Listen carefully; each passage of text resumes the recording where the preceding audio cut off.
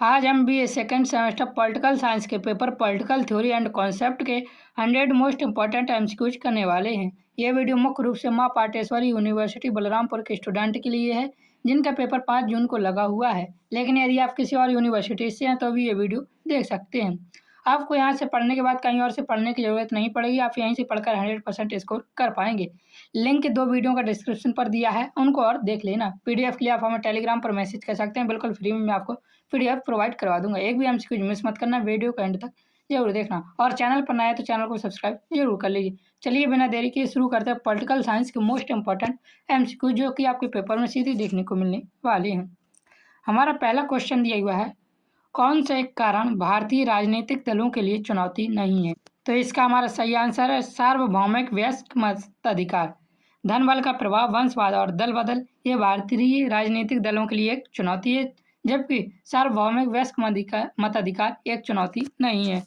Question number दूसरा दिया हुआ है, कौन सा एक संविधानवाद की अनिवार्य पूर्व उपेक्षा है? Very very very important question है, तो इसका हमारा सही आंसर हो जाएगा सीमित सरकार संविधानवाद की एक अनिवार्य पूर्व अपेक्षा है। संविधानवाद का मूल अर्थ यह है कि सरकार की शक्तियां सीमित नहीं बल्कि वे संविधान और कानूनों द्वारा सीमित होनी चाहिए, और यही संविधानवाद की अनिवार्य पूर्व अपेक्षा है। क्वेश्चन नंबर तीसरा दिया हुआ है, यह बहुत इंपॉर्टेंट है, वेरी वेरी वेरी इंपॉर्टेंट, आपके पेपर में देखने को ही मिलने वाला है। किसने कहा था कि सब कुछ राज्य के लिए है, कुछ भी राज्य के विरुद्ध नहीं और कुछ भी राज्य के बाहर नहीं? तो इसका हमारा सही आंसर हो जाएगा मोसोलिनी ने ये कहा था। और ये कहाँ की थी? तो याद रखना है, इटली की फांसीवादी तानाशाह थी मोसोलिनी, जिसने कहा था सब कुछ राज्य के लिए है, कुछ भी राज्य के विरुद्ध नहीं और कुछ भी राज्य के बाहर नहीं। बहुत इंपॉर्टेंट क्वेश्चन है, याद करके जरूर जाइएगा। क्वेश्चन नंबर चौथा दिया हुआ है, कौन उत्तर आधुनिकवाद का पिता माना जाता है? Very very very important question ये भी है। तो जॉन फ्रांसवा लियोटार्ड उत्तर आधुनिकवाद के पिता माने जाते हैं। इनकी पुस्तक का नाम भी याद रखना, द पोस्ट मॉडर्न कंडीशन इनकी पुस्तक का नाम था, जो कि 1979 में प्रकाशित हुई थी। इसी पर इन्होंने आधुनिकतावाद की नींव रखी और आधुनिकतावाद के पिता कहलाए थे Jean Francois Lyotard. Question number 5वां दिया हुआ हमारा, ये भी बहुत इंपॉर्टेंट है, एस्पेक्ट ऑफ पॉलिटिकल डेवलपमेंट पुस्तक के लेखक कौन है? तो इसका हमारा सही आंसर हो जाएगा ल्यूसियन पाई, एस्पेक्ट ऑफ पॉलिटिकल डेवलपमेंट पुस्तक के लेखक हैं।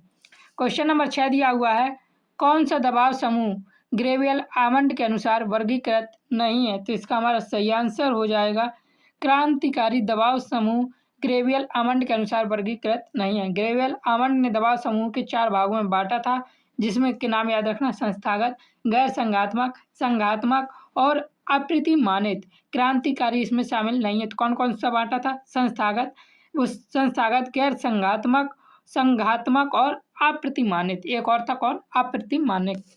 याद। क्वेश्चन नंबर 7 देखिए हमारा दिया हुआ है, public opinion and popular government पुस्तक के लेखक कौन है? तो इसका हमारा सही आंसर हो जाएगा, इसके जो पुस्तक हैं भाई A.L. लोवेल हैं। कौन है? A.L. लोवेल इसके लेखक हैं, जो कि ऑप्शन में नहीं है। और पब्लिक ओपिनियन की पुस्तक लिपमैन है। याद रखना, पब्लिक ओपिनियन की पुस्तक के लेखक लिपमैन है, और जो पूरा है public opinion and popular government, इसके लोवेल पुस्तक के लेखक हैं। क्वेश्चन नंबर 8 दिया हुआ है, very very very very important है, स्क्रीनशॉट ले लीजिए इसका सही आंसर के साथ। कौन प्राकृतिक अधिकारों के सिद्धांत का समर्थन करता है? तो जॉन लॉक प्राकृतिक अधिकारों के सिद्धांत के समर्थन करते हैं। जॉन लॉक ने जीवन, स्वतंत्रता और संपत्ति को मनुष्य के जन्मजात और प्राकृतिक अधिकार माना है। तो जॉन लॉक ने मनुष्य के जन्मजात और प्राकृतिक अधिकार किसे माना है? तो याद रखना नाम, जीवन, स्वतंत्रता और संपत्ति को। क्वेश्चन नंबर 9 दिया हुआ है, निम्नलिखित में से कौन सा रूसो का कथन है? तो इसका हमारा सही आंसर हो जाएगा, मनुष्य स्वतंत्र पैदा हुआ है परंतु वह सर्वत्र जंजीरों से जकड़ा हुआ है। यह रूसो का कथन है। याद रखना, बहुत इंपॉर्टेंट क्वेश्चन है ये हमारा। क्वेश्चन नंबर 10 दिया हुआ है, मार्क्सवाद के अनुसार राज्य की अवधारणा क्या है? तो इसका हमारा सही आंसर हो जाएगा, वर्ग शोषण का साधन राज्य है। कार्ल मार्क्स का मानना था कि राज्य कोई भलाई करने वाली संस्था नहीं बल्कि यह अमीर पूंजीपति वर्ग द्वारा गरीब वर्ग का शोषण करने का एक हथियार है। ये किसने कहा था? तो मार्क्सवाद के अनुसार था, राज्य की यह अवधारणा थी। और ये किसका मानना था? तो ये कार्ल मार्क्स का मानना था, याद रखना। क्वेश्चन नंबर 11 दिया हुआ है, मार्क्सवाद के अनुसार पूंजीवाद राज्य का अधिग्रहण किसके द्वारा करता है? तो इसका हमारा सही आंसर हो जाएगा, पूंजीपति वर्ग के द्वारा पूंजीवाद राज्य का अधिग्रहण होता है। याद रखना, बहुत इंपॉर्टेंट है ये भी। क्वेश्चन नंबर 12 दिया हुआ है, सर्वजेनिटी शब्द की उत्पत्ति लैटिन भाषा के किस शब्द से हुई है? वेरी वेरी वेरी इंपॉर्टेंट, हर साल रिपीट होने वाला एमसीक्यू है ये। तो इसका हमारा सही आंसर हो जाएगा सुपेरानस से हुई है। संपूर्णतः लैटिन शब्द सुपरानस या सुपेरानस से बना है, जिसका अर्थ होता है सर्वोच्च शक्ति या सर्वोपरि सत्ता। सुपेरानस या सुपरानस, याद रखना। क्वेश्चन नंबर 13 दिया हुआ है, संप्रभुता का बहुलवादी सिद्धांत किस सिद्धांत की प्रतिक्रिया था? तो वो ये भी बहुत इंपॉर्टेंट है। तो एकलवादी सिद्धांत की प्रतिक्रिया है संप्रभुता का बहुलवादी सिद्धांत, याद रखना, ये बहुत इंपॉर्टेंट है। क्वेश्चन नंबर 14 दिया हुआ है, बहुलवादी सिद्धांत के अनुसार राज्य संप्रभुता का आधार क्या है? तो इसका हमारा सही आंसर हो जाएगा समाज के विविध समूह राज्य संप्रभुता के आधार हैं। और ये किस सिद्धांत के अनुसार है? तो ये बहुलवादी सिद्धांत के अनुसार है, याद रखना, बहुत ज़्यादा इंपॉर्टेंट है। क्वेश्चन नंबर 15 देखिए दिया हुआ है, कौन कहता है कि व्यक्ति स्वयं पर, अपने शरीर और मस्तिष्क पर संप्रभु है? तो इसका हमारा सही आंसर हो जाएगा, ये कहा था J.S. मिल ने, जॉन स्टुअर्ट मिल ने या J.S. मिल ने, इनका पूरा नाम क्या है? जॉन स्टुअर्ट मिल है। इन्होंने अपनी पुस्तक ऑन लिबर्टी में व्यक्ति की व्यक्तिगत स्वतंत्रता की पूर्ण वकालत करते हुए यह बात कही थी। तो याद रखना, J.S. मिल या जॉन स्टुअर्ट मिल की पुस्तक का नाम क्या है? तो इनकी पुस्तक का नाम है ऑन लिबर्टी, याद रखना, बहुत महत्वपूर्ण पुस्तक है, इनकी पेपर में कई बार पूछी गई है। क्वेश्चन नंबर 16 दिया हुआ है, कौन विधि का स्रोत नहीं है? तो इसका हमारा सही आंसर हो जाएगा मौसम विधि का स्रोत नहीं है। प्रथा, धर्म और न्यायिक निर्णय विधि के स्रोत है। क्वेश्चन नंबर 17 दिया हुआ है, लिबर्टी शब्द का अर्थ क्या होता है? तो इसका हमारा सही आंसर है, लिबर्टी शब्द का अर्थ स्वतंत्रता होता है। यह लैटिन शब्द लीबर से बना है, याद रखना, किससे बना है? लैटिन शब्द लिबर से या लीबर से बना है, जिसका अर्थ है बंधनों का अभाव या स्वतंत्रता। तो बी ऑप्शन इसका सही है। क्वेश्चन नंबर 18 दिया हुआ है, महिलाओं को पुरुषों के समान मानव अधिकार की अभिव्यक्ति किस समानता का हिस्सा है? तो सामाजिक समानता का हिस्सा है मनुष्य को पुरुषों के समान मानव अधिकार की अभिव्यक्ति। क्वेश्चन नंबर 19 देखिए दिया हुआ है, कौन से व्यक्तिगत स्वतंत्रता का भाग नहीं है? तो इसका हमारा सही आंसर हो जाएगा मतदान का अधिकार व्यक्तिगत स्वतंत्रता का भाग नहीं है। विचार की स्वतंत्रता, अभिव्यक्ति की स्वतंत्रता और आवागमन की स्वतंत्रता व्यक्तिगत स्वतंत्रता का भाग है, जबकि मतदान का अधिकार राजनीतिक अधिकार या स्वतंत्रता अधिकार है, याद रखना। क्वेश्चन नंबर 20 दिया हुआ है, आर्थिक समानता को निम्न के समान वितरण के रूप में परिभाषित किया जा सकता है। तो अवसर, संसाधन और संपत्ति, इन तीनों के समान वितरण के रूप में आर्थिक समानता को परिभाषित किया जा सकता है। क्वेश्चन नंबर 21 दिया हुआ है, very very very important question है ये, स्क्रीनशॉट ले लीजिए या पीडीएफ के लिए टेलीग्राम पर मैसेज जरूर कर लीजिए। कॉन्स्टिट्यूशन ऑफ लिबर्टी पुस्तक के लेखक कौन है? तो इसका हमारा सही आंसर हो जाएगा F.A. हायेक कॉन्स्टिट्यूशन ऑफ लिबर्टी नामक पुस्तक के लेखक हैं। और ये पुस्तक कब लिखी गई थी? तो 1960 ईस्वी में लिखी गई थी। और पूछ लिया जाता है F.A. हायेक किसके विचारक या किस विचारधारा से संबंधित हैं? तो यह नव उदारवादी विचारधारा से संबंधित हैं F.A. हायेक, याद रखना, बहुत इंपॉर्टेंट है। क्वेश्चन नंबर 22 दिया हुआ है, नारीवादी चिंतन की कौन सी धारा लिंग आधारित श्रम विभाजन को समाप्त करना चाहती है? तो इसका हमारा सही आंसर हो जाएगा समाजवादी नारीवाद लिंग आधारित श्रम विभाजन को समाप्त करना चाहती है। क्वेश्चन नंबर 23 दिया हुआ है, कल्याणकारी राज्य मूलतः किसका संश्लेषण है? तो इसका सही आंसर हो जाएगा व्यक्तिवाद और समाजवाद का संश्लेषण है कल्याणकारी राज्य। क्वेश्चन नंबर 24 दिया हुआ है, निम्न में से कौन सा विद्वान मानता है कि निर्वाचन प्रणाली दलीय प्रणाली की प्रकृति निर्धारित करती है? तो इसका हमारा सही आंसर हो जाएगा डुवर्जर ने कहा था निर्वाचन प्रणाली दलीय प्रणाली की प्रकृति निर्धारित करती है, ये डुवर्जर मानते थे।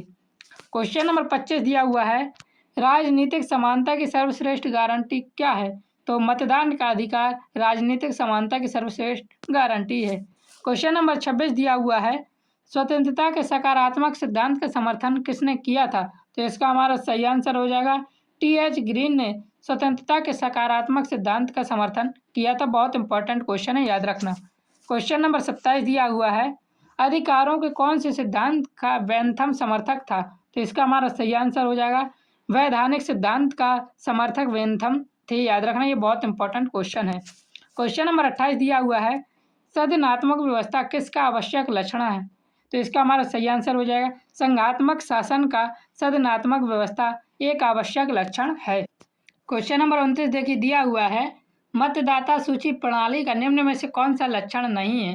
तो इसका हमारा सही आंसर हो जाएगा मतदान अनिवार्य होता है, मतदाता सूची प्रणाली का ये लक्षण नहीं है। पंजीकरण आवश्यक होता है, मतदाताओं की सूची तैयार होती है और निर्वाचन की पारदर्शिता बढ़ती है। यह मतदाता सूची प्रणाली के मुख्य लक्षण है। मतदान अनिवार्य होता है, ये लक्षण नहीं है। क्वेश्चन नंबर 30 दिया हुआ, निम्न में से कौन स्थानीय सरकार के कार्यों में नहीं आता है? तो इसका हमारा सही आंसर हो जाएगा राष्ट्रीय सुरक्षा स्थानीय सरकार के कार्यों में नहीं आती है। राष्ट्रीय सुरक्षा केंद्र सरकार का विषय होता है। पंचायतें और नगर पालिकाएं सफाई, पेयजल व्यवस्था और सड़क निर्माण से संबंधित है। क्वेश्चन नंबर 31 दिया हुआ है, निम्न में से बेमेल छांटिए, अर्थात जो गलत है इसमें से वह छांटना है। तो इसका हमारा सही आंसर हो जाएगा ऑस्टिन बहुलवाद सिद्धांत का प्रतिपादन नहीं करता है, ना ही उसका समर्थक है। लॉक प्राकृतिक अधिकार का समर्थक है और प्रतिपादन किया है। रूसो सामान्य इच्छा का और मार्क्स इस प्रकार वर्ग संघर्ष का है। जॉन ऑस्टिन एकलवादी संप्रभुता के जनक है, बहुलवाद के जनक नहीं है। बाकी सभी लॉक प्राकृतिक अधिकार के, रूसो सामान्य इच्छा के और मार्क्स वर्ग संघर्ष के समर्थक यहाँ इससे जुड़े हुए हैं।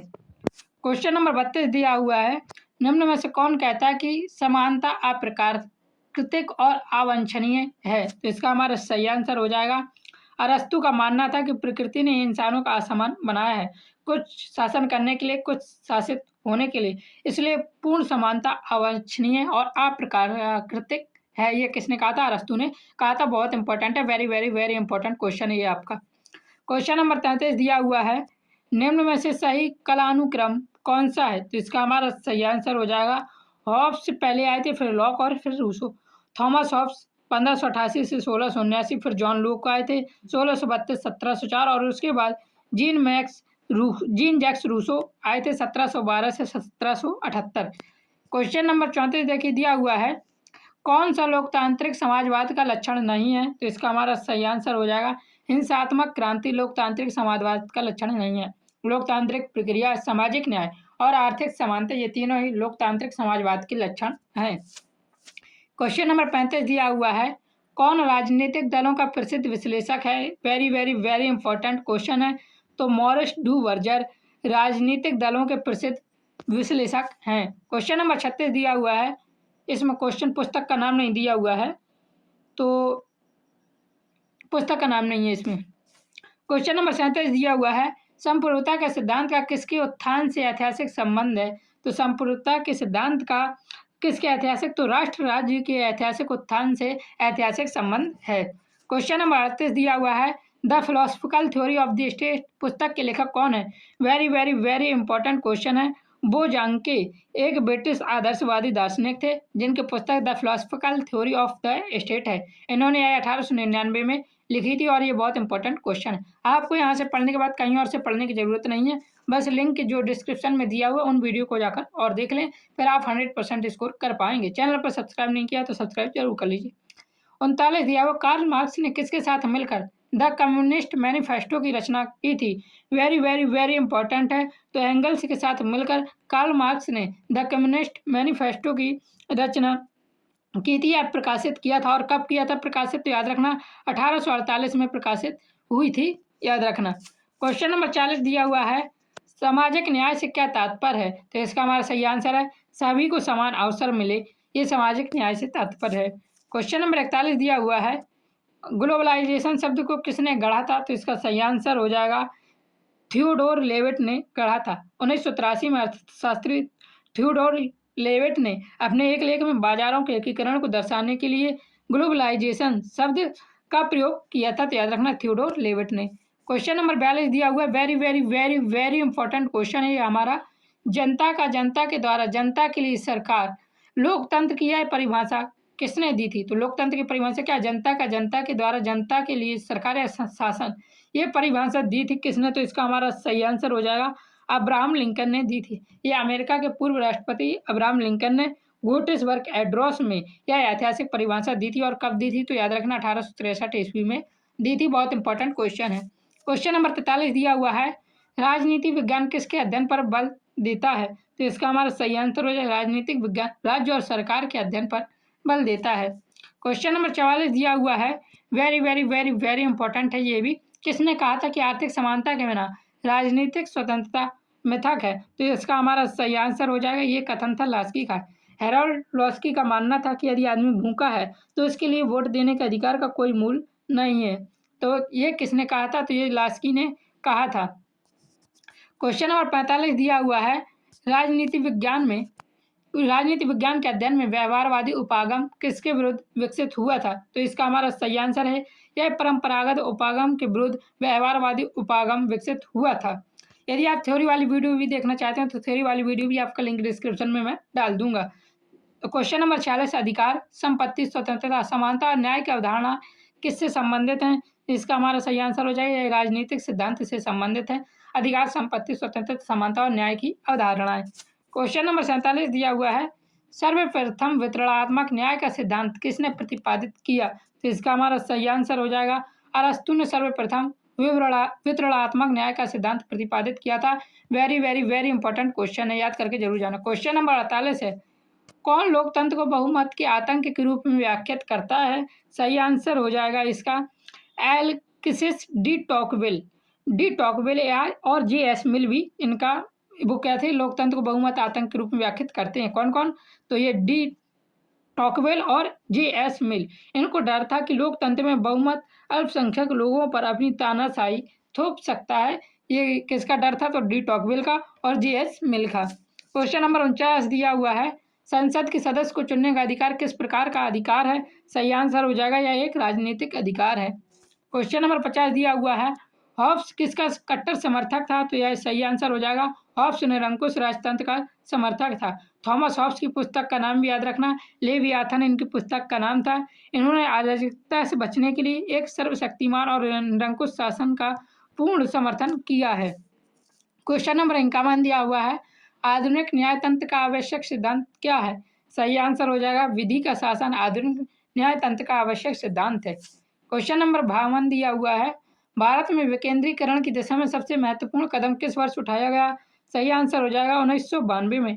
1992 में 73वें और 74वें संविधान संशोधन के जरिए पंचायतों और नगर पालिका को संवैधानिक दर्जा दिया गया था और यहीं पे विकेंद्रीकरण की दिशा में सबसे महत्वपूर्ण कदम उठाया गया था। क्वेश्चन नंबर 53 है, किसने कहा कि राजनीति विज्ञान अपने पूर्ण अर्थ में राजनीतिक विज्ञान है और बिना सिद्धांत के कोई विज्ञान नहीं हो सकता है? तो इसका हमारा सही आंसर हो जाएगा जॉर्ज कैटलिन ने कहा था। कैटलिन ने राजनीति को एक व्यवस्थित विज्ञान बनाने के लिए सिद्धांत निर्माण पर भारी जोर दिया था। क्वेश्चन नंबर 54 दिया हुआ है, शक्ति ना कि अधिकार हॉब्स के दर्शन का केंद्र बिंदु है। तो शक्ति ना कि अधिकार हॉब्स के दर्शन का केंद्र बिंदु है, ये सही है, ये गलत है? तो इसका हमारा सही आंसर हो जाएगा, ये सही है। हॉब्स का पूरा दर्शन राज्य की संप्रभु और असीमित शक्ति पर टिका है। तो किस पर टिका है? शक्ति पर टिका है, ना कि अधिकार पर। तो ये हॉब्स के दर्शन का केंद्र बिंदु है, ये सही है बात। क्वेश्चन नंबर 55 दिया हुआ है, कौन अध्यक्षात्मक सरकार की विशेषता है? सही आंसर हो जाएगा, शक्तियों का पृथक्करण अध्यक्षात्मक सरकार की विशेषता है। क्वेश्चन नंबर 56 दिया हुआ है, मार्क्स के अनुसार ऐतिहासिक परिवर्तन का प्रमुख घटक क्या है? सही आंसर हो जाएगा, वर्ग संघर्ष मार्क्स के अनुसार ऐतिहासिक परिवर्तन का प्रमुख घटक है। क्वेश्चन नंबर 57 दिया हुआ है, रूसो के अनुसार प्राकृतिक अवस्था के प्रारंभिक चरण में मनुष्य का जीवन सदा और सुखी था, किंतु बाद में वह किस कारण भ्रष्ट हो गया? तो इसका हमारा सही आंसर हो जाएगा, निजी संपत्ति के कारण बाद में मनुष्य का जीवन भ्रष्ट हो गया। क्वेश्चन नंबर 58 दिया हुआ है, निम्न में से कौन सा कथन सही है? तो इसका हमारा सही आंसर हो जाएगा, समाज जो है वह राज्य से बड़ा है। राज्य केवल राजनीतिक संरचना है, जबकि समाज में व्यक्ति के राजनीतिक, सामाजिक और सांस्कृतिक और धार्मिक सभी संबंध शामिल होते हैं, इसलिए समाज व्यापक है और राज्य से बड़ा है। क्वेश्चन नंबर 59 दिया हुआ है, उदारवादी सिद्धांत का मूल तत्व क्या है? सही आंसर हो जाए व्यक्ति की स्वतंत्रता। क्वेश्चन नंबर 60 दिया हुआ है, किसने विविधता और राजनीतिक संप्रभुता में विभेद किया था? सही आंसर है बॉन्डा ने विविधता और राजनीतिक संप्रभुता में विभेद किया था। क्वेश्चन नंबर 61 दिया हुआ है, किसने राज्य के विकास को प्रभावित नहीं किया? तो इसका हमारा सही आंसर हो जाएगा, देखिए गुरुत्वाकर्षण बल का कोई संबंध नहीं, धर्म, युद्ध और भौगोलिक स्थिति इन सभी ने राज्य के विकास को प्रभावित किया, गुरुत्वाकर्षण बल का इससे कोई संबंध नहीं है। क्वेश्चन नंबर 62 दिया हुआ है, राज्य की उत्पत्ति का सर्वमान्य सिद्धांत कौन सा है? तो इसका हमारा सही आंसर हो जाएगा विकासवादी सिद्धांत राज्य की उत्पत्ति का सर्वमान्य सिद्धांत है, तो ये याद रखना। क्वेश्चन नंबर 63 दिया हुआ है, लोकमत का आवश्यक रूप से अभिप्राय क्या होता है? तो लोकमत का आवश्यक रूप से अभिप्राय जनता की परिपक्व राय से है। क्वेश्चन नंबर 64 दिया हुआ है, पब्लिक ओपिनियन पुस्तक के लेखक कौन है? तो इसका हमारा सही आंसर हो जाएगा वाल्टर लिपमैन पब्लिक ओपिनियन पुस्तक के लेखक हैं और यह 1922 ईस्वी में प्रकाशित हुई थी। क्वेश्चन नंबर 65 दिया हुआ है, अध्यात्मात्मक शासन व्यवस्था में कैबिनेट के सदस्य किसके प्रति उत्तरदायी होते हैं? सही आंसर हो जाएगा तो राष्ट्रपति के प्रति उत्तरदायी होते हैं अध्यात्मात्मक शासन व्यवस्था में कैबिनेट के सदस्य। क्वेश्चन नंबर 66 दिया हुआ है, संसदीय व्यवस्था में कैबिनेट किसके प्रति उत्तरदायी होता है? तो संसदीय व्यवस्था में कैबिनेट संसद के प्रति उत्तरदायी होता है। क्वेश्चन नंबर 67 दिया हुआ है, लोकप्रिय संप्रभुत्व की अवधारणा का सर्वप्रथम प्रतिपादन किसने किया था? तो इसका हमारा सही आंसर हो जाएगा रूसो ने संप्रभुता की अवधारणा का सर्वप्रथम प्रतिपादन किया था। याद रखना, रूसो के समान इच्छा के सिद्धांत ने, जनरल विल का सिद्धांत किसका है? रूसो का। याद रखना, इसी में ही सिद्धांत ने यह स्थापित किया था असली सत्ता जनता के पास होती है और संप्रभुता की अवधारणा यहाँ से दी थी इन्होंने। क्वेश्चन नंबर 68 दिया हुआ है, किसने कहा कि कानून संप्रभु का आदेश है? Very very very important question. तो ऑस्टिन ने कहा था कानून संप्रभु का आदेश है। क्वेश्चन नंबर 69 दिया हुआ है, किस आधार पर भारतीय संघ व्यवस्था अमेरिकी संघ व्यवस्था से सादृश्यता रखती है? तो लिखित संविधान के आधार पर, दोनों के पास लिखित संविधान है। क्वेश्चन नंबर 70 दिया हुआ है, संघीय व्यवस्था में शक्ति विभाजन का प्रावधान कौन करता है? तो संघीय व्यवस्था में शक्ति विभाजन का प्रावधान संविधान करता है। राज्य और सरकार के बीच शक्तियों का बंटवारा कौन करता है? तो स्वयं संविधान करता है। क्वेश्चन नंबर 71 दिया हुआ है, नकारात्मक स्वतंत्रता की अवधारणा किस पर बल देती है? सही आंसर हो जाएगा हस्तक्षेप का अभाव पर नकारात्मक स्वतंत्रता की अवधारणा बल देती है। क्वेश्चन नंबर 72 है, थॉमस हॉब्स की प्राकृतिक अवस्था की प्रमुख विशेषता क्या थी? इसका हमारा सही आंसर हो जाएगा संघर्ष और असुरक्षा। थॉमस हॉब्स की प्राकृतिक अवस्था की प्रमुख विशेषता थी। क्वेश्चन नंबर 73 दिया हुआ है, कल्याणकारी राज्य की प्रासंगिकता किस रूप में समझी जा सकती है? तो इसका हमारा सही आंसर हो जाएगा सामाजिक सुरक्षा, आर्थिक न्याय और जन कल्याण, इन सभी के रूप में कल्याणकारी राज्य की प्रासंगिकता समझी जा सकती है। क्वेश्चन नंबर 74 दिया हुआ है, कल्याणकारी राज्य का प्रोत्साहित करना चाहता है। तो कल्याणकारी राज्य क्या प्रोत्साहित करना चाहता है? इसका हमारा सही आंसर हो जाएगा सामाजिक कल्याण, कल्याणकारी राज्य प्रोत्साहित करना चाहता है। क्वेश्चन नंबर 75 है, कौन सी पुस्तक जॉन रॉल्स द्वारा लिखी गई है? तो इसका हमारा सही आंसर हो जाएगा a theory of justice. John Rawls की पुस्तक है जो कि 1971 में प्रकाशित हुई थी। इस पुस्तक ने राजनीतिक सिद्धांत और न्याय की अवधारणा को पुनर्जीवित कर दिया था। क्वेश्चन नंबर 76 दिया हुआ है, संसदीय और अध्यात्मात्मक सरकारों का वर्गीकरण किस आधार पर किया जाता है? सही आंसर हो जाएगा कार्यपालिका और व्यवस्थापिका के संबंधों के आधार पर संसदीय और अध्यात्मात्मक सरकारों का वर्गीकरण किया जाता है। क्वेश्चन नंबर 77 है, निम्न में से संसदीय सरकार के संबंध में क्या सही नहीं है? तो इसका हमारा सही आंसर हो जाएगा शक्तियों का कठोर पृथक्करण होता है, संसदीय सरकार में ऐसा नहीं है। नाम मात्र एवं वास्तविक कार्यपालिका होती है संसदीय सरकार में। मंत्रिपरिषद सामूहिक रूप से उत्तरदायी होता है और प्रधानमंत्री वास्तविक कार्यपालिका होता है संसदीय सरकार में। याद रखना ये। क्वेश्चन नंबर 78 दिया हुआ है, किसने राज्य को एक निश्चित भूभाग के राजनीतिक दृष्टि से संगठित लोगों के रूप में परिभाषित किया है? सही आंसर हो जाएगा गार्नर ने राज्य को एक निश्चित भूभाग के राजनीतिक दृष्टि से संगठित लोगों के रूप में परिभाषित किया है। तो किसने? गार्नर ने। एक बात और मैं बता दूं, गार्नर ने राज्य की सबसे सटीक परिभाषा देते हुए इसके 4 तत्व बताए थे, जनसंख्या, भूभाग, सरकार और संप्रभुता। ये भी याद रखना। क्वेश्चन नंबर 79 दिया हुआ है हमारा, कौन राजनीतिक सिद्धांत के अध्ययन का उपागम है? इसका हमारा सही आंसर हो जाएगा ऐतिहासिक उपागम, दार्शनिक उपागम और व्यवहारवादी उपागम। ये तीनों उपागम ही राजनीतिक सिद्धांत के अध्ययन के उपागम है। क्वेश्चन नंबर 80 देखिए दिया हुआ है, राजनीतिक विज्ञान का पिता किसे कहा जाता है? सही आंसर हो जाएगा अरस्तु को राजनीतिक विज्ञान का पिता कहा जाता है। क्वेश्चन नंबर 81 है, किसने कहा कि मनुष्य अपनी प्रकृति से राजनीतिक प्राणी है? तो अरस्तु ने यह कहा था मनुष्य अपनी प्रकृति से ही राजनीतिक प्राणी है। क्वेश्चन नंबर 82 दिया हुआ है, कौन सा उपागम राजनीतिक सिद्धांत के अध्ययन के परंपरागत उपागम का एक भाग है? सही आंसर हो जाएगा दार्शनिक उपागम का एक भाग है। याद रखना। क्वेश्चन नंबर 83 दिया हुआ है, राजनीतिक सिद्धांत का व्यवहारवादी उपागम किसे प्रमुखता नहीं देता है? तो इसका सही आंसर हो जाएगा मूल्यों को प्रमुखता नहीं देता राजनीतिक सिद्धांत का व्यवहारवादी उपागम। या तत्वों को, अनुभवजन्य अध्ययन को और वैज्ञानिक पद्धति को, इनको प्रमुखता देता है व्यवहारवादी उपागम। क्वेश्चन नंबर 84 दिया हुआ है, व्यवहारवादी उपागम की आलोचना का कारण क्या है? तो इसका हमारा सही आंसर हो जाएगा मूल्यों की उपेक्षा। केवल तथ्यों पर जोर देने के कारण व्यवहारवादी समाज की असली समस्याओं से कट गया था, क्योंकि उसने नैतिकता छोड़ दी थी व्यवहारवादी उपागम ने, और इसने मूल्यों की बस उपेक्षा की थी। क्वेश्चन नंबर 85 दिया हुआ उत्तर व्यवहारवाद के लक्षण क्या है? सही आंसर हो जाए प्रासंगिकता एवं क्रियाशीलता उत्तर व्यवहारवाद के लक्षण है। क्वेश्चन नंबर 86 दिया हुआ है राजनीति विज्ञान का मार्क्सवादी दृष्टिकोण किसके विरुद्ध बल देता है? सही आंसर हो जाएगा पूंजीवाद के विरुद्ध बल देता है मार्क्सवादी दृष्टिकोण। क्वेश्चन नंबर 87 दिया हुआ है किसने कहा कि राजनीति विज्ञान का आरंभ और अंत राज्य से है?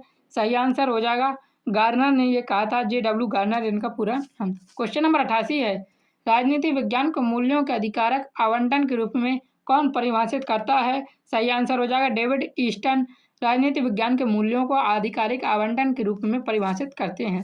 क्वेश्चन नंबर 89 है मार्क्सवादी दृष्टिकोण का अंतिम लक्ष्य क्या है? सही आंसर हो जाएगा वर्ग विहीन समाज मार्क्सवादी दृष्टिकोण का अंतिम लक्ष्य है। क्वेश्चन नंबर 90 दिया हुआ है राज्य की उत्पत्ति का कौन सा सिद्धांत सामाजिक संविदा से संबंधित है? सही आंसर हो जाएगा सामाजिक संविदा सिद्धांत ही राज्य की उत्पत्ति का सिद्धांत सामाजिक संविदा से संबंधित है। क्वेश्चन नंबर 91 है हॉब्स का सामाजिक समझौता सिद्धांत किस पुस्तक में वर्णित है? सही आंसर हो जाएगा लेवियाथन पुस्तक में हॉब्स का सामाजिक समझौता सिद्धांत क्या है वर्णित है, और हॉब्स की पुस्तक क्या है लेवियाथन है, जो कि कब प्रकाशित हुई थी 1651 में प्रकाशित हुई थी।